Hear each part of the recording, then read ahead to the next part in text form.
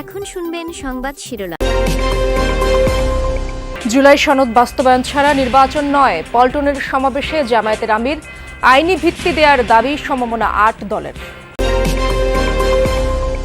দিল্লি থেকে সন্ত্রাসী কার্যক্রম চালিয়ে টিকে থাকতে চায় শেখ হাসিনা, বললেন মির্জা ফখরুল। স্বাক্ষরিত সনদের বাইরে অযৌক্তিক ইস্যু তৈরি করছে কোনো দল। নভেম্বরের তৃতীয় সপ্তাহে এনসিপির প্রাথমিক প্রার্থী তালিকা প্রকাশ, জানালেন হাসনাত।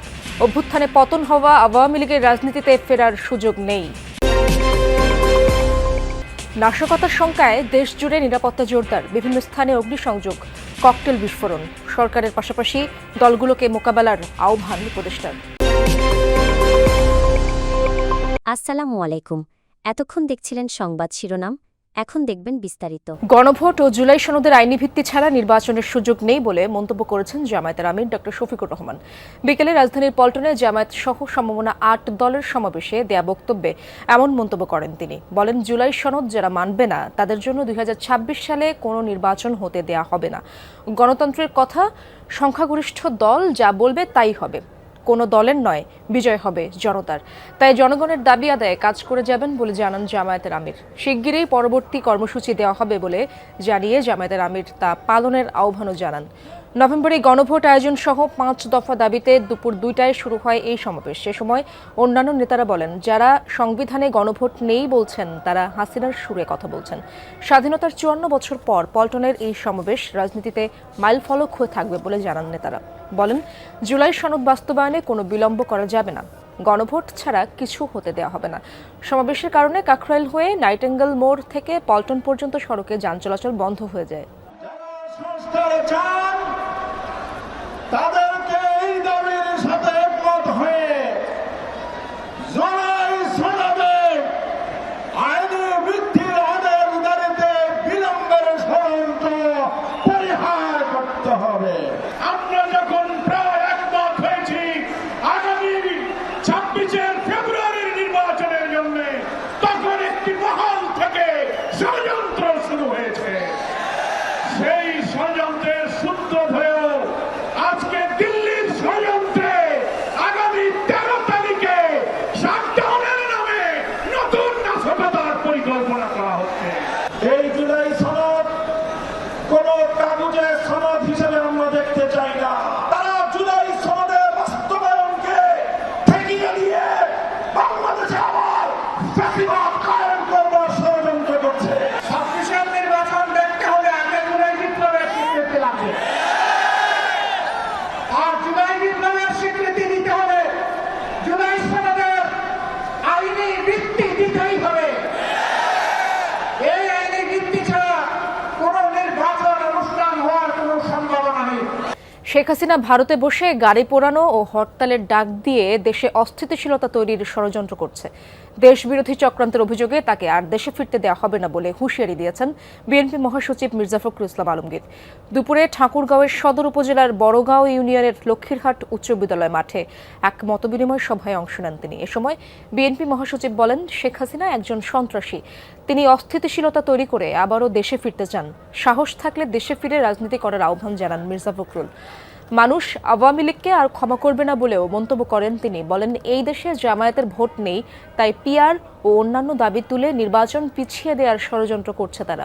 পরে রোড যুব সংসদ মাঠে শহীদ জিয়া ফুটবল টুর্নামেন্টের ফাইনাল খেলা উদ্বোধন এবং মোহাম্মদপুর ইউনিয়নের গিলাবাড়ি ফেস্টাডিঙ্গি বাজারে পৃথক মত বিনিময় সভা করেন তারা।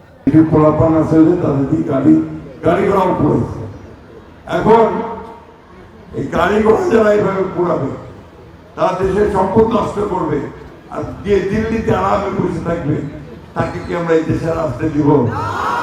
সাহস থেকে আসো, এই দেশের সামনে, জনগণের সামনে আসে রাজনীতি করো। যে দিল্লিতে বসে ওইখান থেকে দেশের সর্বনাশ আর করো না। স্বাক্ষরিত সনদের বাইরে কোনো কোনো দল অযৌক্তিক ও নতুন নতুন ইস্যু তৈরি করছে বলে মন্তব্য করেছেন বিএনপির স্থায়ী কমিটির সদস্য সালাউদ্দিন আহমদ।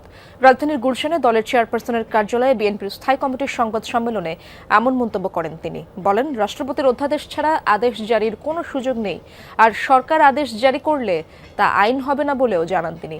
এ সময় স্থায়ী কমিটির আরেক সদস্য ডক্টর খন্দকার মোশাররফ হোসেন বলেন, সরকারের উপদেষ্টাদের মধ্যে কারো কারো বক্তব্য বিভ্রান্তিকর ও ঐকমত্য কমিশনে গৃহীত সিদ্ধান্ত অগ্রাহ্য করার শামিল।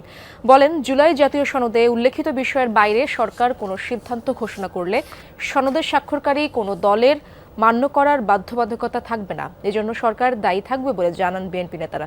বলেন, নির্বাচনে যারা অংশ নিতে পারছে না তারা নানাভাবে অশান্তি সৃষ্টি করছে। সরকারের সিদ্ধান্ত ঘোষণার ক্ষেত্রে যেসব বক্তব্য দিচ্ছেন তা বিভ্রান্তিকর এবং ঐকমত্যের ভিত্তিতে গৃহীত সিদ্ধান্ত অগ্রাহ্য করার শামিল। জুলাই সনদ বাস্তবায়নের জন্য যে অযৌক্তিক এবং নতুন নতুন ইস্যু করে যে আন্দোলন করছে সেই ব্যাপারে তাদেরকে বক্তব্য প্রদান করতে পারেন। এর বাইরে আমরা সনদে স্বাক্ষরিত যে বিষয়গুলো আছে তার বাইরে যদি সরকার কোনো সিদ্ধান্ত নিতে যায়, সেটা কোনো রাজনৈতিক দল যারা সনদে স্বাক্ষর করেছে তাদের উপরে কোনো দায় দায়িত্ব বর্তাবে না বা মানতে বাধ্য নয়। আওয়ামী লীগের গত কয়েক মাসের কার্যক্রমে বোঝা গেছে দলটি কখনোই গণমানুষের পক্ষে ছিল না। তারা অতীতে এবং বর্তমানে জ্বালাও পোড়াও আগুন সন্ত্রাস করছে তা স্পষ্ট। এমন মন্তব্য করেছেন এনসিপির দক্ষিণাঞ্চলের মুখ্য সংগঠক হাসনাত আব্দুল্লাহ। সকালে নারায়ণগঞ্জে এনসিপির জেলা কার্যালয় উদ্বোধন করেন দলের এই শীর্ষ নেতা। বলেন, গণ অভ্যুত্থানের মধ্য দিয়ে যে রাজনৈতিক দলের পতন হয়েছে সে দলের রাজনীতি করার সুযোগ নেই। যারা দেশ সংস্কারের পক্ষে কেবল তাদের নিয়ে জোট গঠন করবে এনসিপি। নভেম্বরের তৃতীয় সপ্তাহের মধ্যে এনসিপির প্রাথমিক প্রার্থী তালিকা প্রকাশ করা হবে বলেও হাসনাত আব্দুল্লাহ জানান। পাশাপাশি আগামী নির্বাচন সুষ্ঠু করতে আইন শৃঙ্খলা বাহিনী সহ অন্যান্য প্রতিষ্ঠানগুলোকে সুসংহত করার তাগিদ দেন। আওয়ামী লীগ কখনোই গণমানুষের দল ছিল না। এই যে আগুন সন্ত্রাস জ্বালা পোড়াও এগুলো কারা করেছিল অতীতে এবং বর্তমানে কারা করেছে এটি সুস্পষ্ট হয়ে গিয়েছে গত 2 দিনের কার্যক্রম। ক্যাটালিস্টের ভূমিকায় চলে যাবে প্রশাসন আর জনগণ হয়ে যাবে মাইনর। আসলে সেই নির্বাচন দিয়ে আমাদের গণতান্ত্রিক প্রত্যাশিত রূপান্তর কতটা ঘটবে সেটির বিষয়ে আমরা সন্দিহান।